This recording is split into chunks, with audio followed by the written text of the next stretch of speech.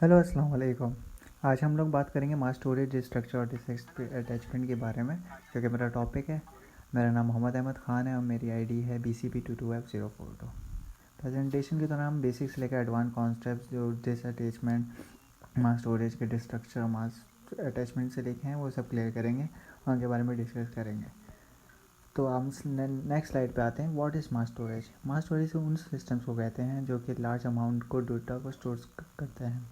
ये data परसेंटली store होता है। परसेंटली का मतलब है कंसिस्टेंटली स्टोर हो रहा होता है, यानी लॉन्ग टर्म एक्सेस के लिए। लॉन्ग टर्म एक्सेस जैसे आपको बैकअप्स करना है डेटाबेसेस का या फाइल्स के लिए, तो उसके लिए यूज़ किया जाता है। इनकी एग्जांपल्स आ जाती हैं हमारे पास, जैसे हार्ड डिस्क हो गई, HDD, solid state drive, SSDs, optical disk और मैग्नेटिक टेप्स। इनकी इंपॉर्टेंस ये है कि ये इनकी ये के हाई कैपेसिटी और रिलायबिलिटी प्रोवाइड करते हैं, और इनकी वजह से आपका जो डेटा है ना वो कंसिस्टेंटली स्टोर होता रहता है और आपके लिए एफिशिएंट हो जाते हैं, फिर आपके लिए वर्क करना उसके हिसाब से। इनके टाइप्स में आ जाती हैं types of mass storage devices. Mass storage device के अलग अलग पर्पज़ के लिए यूज़ की जाती हैं, जैसे कि HDDs है। HDD ये होती है आपकी लो कॉस्ट डिवाइस है और ज़्यादा कैपेसिटी स्टोर करने के लिए, और मैग्नेटिक डेटास को यूज़ करते हुए ये ज़्यादा से ज़्यादा कैपेसिटी स्टोर करती है और लो कॉस्ट होती है, इस वजह से HDDs यूज़ की जाती हैं। सेकंड पे आ जाता है हमारे पास LCDs। ये जो LCD है ये बहुत फास्ट होती हैं और ड्यूरेबल होती हैं, और इनकी थोड़ी कॉस्टली होती हैं, बट ये जो फास्ट और ड्यूरेबल हैं तो उसमें उसका कवर हो जाता है, और ये फ्लैश मेमोरी को यूज़ करते हुए आपके डेटा को रिट्रीव करती है। और नेक्स्ट हमारे पास है ऑप्टिकल डिस्क। ऑप्टिकल डिस्क सारी जो सीरीज, DVDs, ब्लू-रे डिस्क जैसे मीडिया स्टोरेज के लिए यूज़ होती है वो होती हैं। मैग्नेटिक टेप्स होते हैं। मैग्नेटिक टेप अर्ली एरा में यूज़ किए जाते थे 90s और 90s 80s में, जिनका जो मेन पर्पस होता था अर्चीवर स्टोरेज के लिए यूज़ होते थे। इनकी कैपेसिटी हाई होती थी और कॉस्ट लो होती थी। नेक्स्ट स्लाइड है हमारी physical structure of disk. Disk के फिजिकल स्ट्रक्चर को समझना क्यों ज़रूरी है? क्योंकि डिस्क जो होती है ना हमारी, वो 3-4 चीज़ों पे है ना वो करती है, रिलाई करती है। कंसिस्ट कितने 4 चीज़ों पर करती है, वो है platters, spindles, read write heads, actuator arm, disk control. अब ये होते क्या हैं? जैसे प्लेटर है एक मैग्नेटिक कोटिंग वाले सर्कुलर डिस्क हैं, इन पर डेटा स्टोर किया जाता है।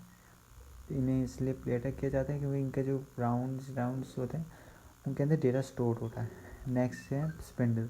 स्पिंडल्स को हाई स्पीड पे रोटेट करने के लिए आपका स्पिंडल यूज़ होता है, प्लेटर्स को हाई स्पीड पे रोटेट करने के लिए। Next is read write head. Read write head क्या करता है? रीड राइट हेड आपका जो इलेक्ट्रोमैग्नेटिक कॉइल्स हैं उनके इर्द गिर्द जो डेटा है उसको एक्सेस करने के लिए ये जो है रीड राइट हेड है वो मूव करता है और इंस्ट्रक्शन फैच करता है। Next is actuator arm.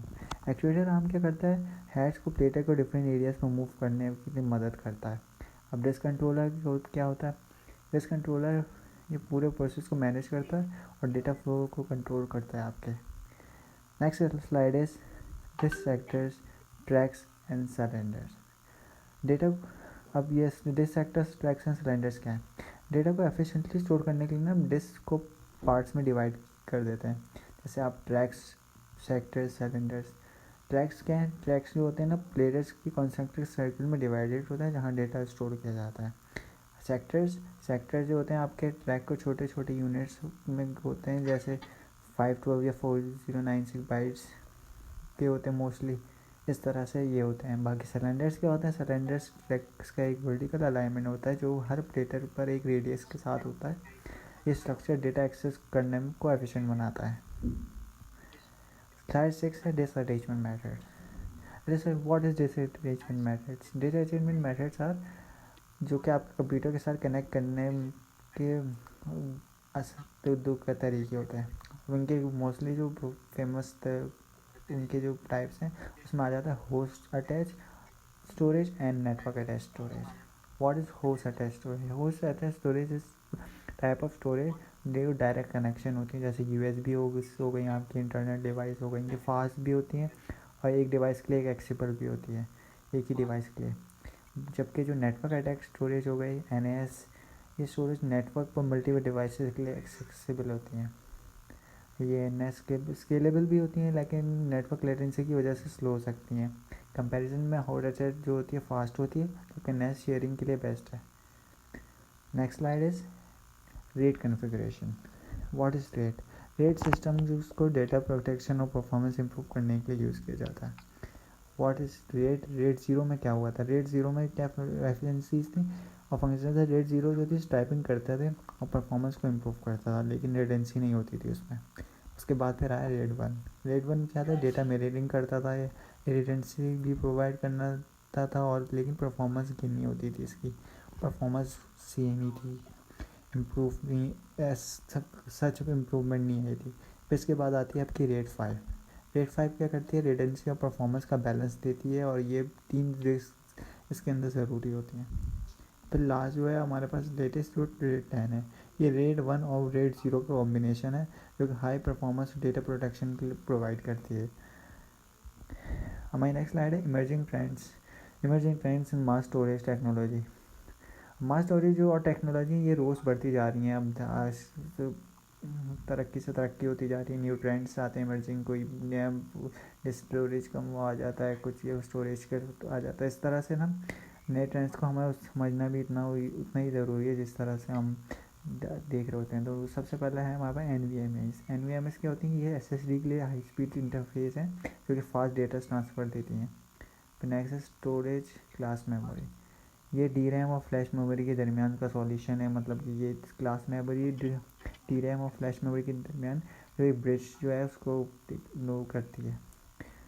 Next is cloud storage. Cloud storage internet पे ऑन डिमांड स्टोरेज डिवाइस है जो आजकल बहुत कॉमन हो गई हैं। जैसे क्लाउड स्टोरेज होती है, ये आपके जो क्लाउड से डेटा होता है क्लाउड पे स्टोर करती है, जिनकी वजह से आपका क्या होता है, वो जो आपका जो है स्टोरेज की जो कैपेसिटी है वो बढ़ जाती है। Next is DNA storage. ये एक फ्यूचर कॉन्सेप्ट है जो अभी आया नहीं है। ये डिजिटल डेटा को DNA मॉलिक्यूल में स्टोर करता है लॉन्ग टर्म के लिए। नेक्स्ट इज कंक्लूजन स्लाइड में आज हमने जितने भी टॉपिक्स पढ़े मास स्टोरेज के बेसिक से लेकर एडवांस कॉन्सेप्ट तक देखे कि जो फ्यूचर ट्रेंड्स हैं, इमर्जिंग ट्रेंड्स जो आ सकते हैं या फिर जो अभी आ चुके हैं उनके बारे में पढ़ा। इस तरह से डिस्क के फिजिकल स्ट्रक्चर को पढ़ा हमने, डेटा ऑर्गेनाइजेशन, रेट कॉन्फ़िगरेशंस को समझा। साथ ही हमने फ्यूचर ट्रेंड्स जैसे NVMe's और DNS स्टोरेज पर भी थोड़ा बहुत नज़र डाली है। ये सब टेक्नोलॉजी जो है ये कंप्यूटिंग डिवाइसेस को ना ज़्यादा एफिशिएंट और रिलायबल बनाती हैं। तो थैंक यू।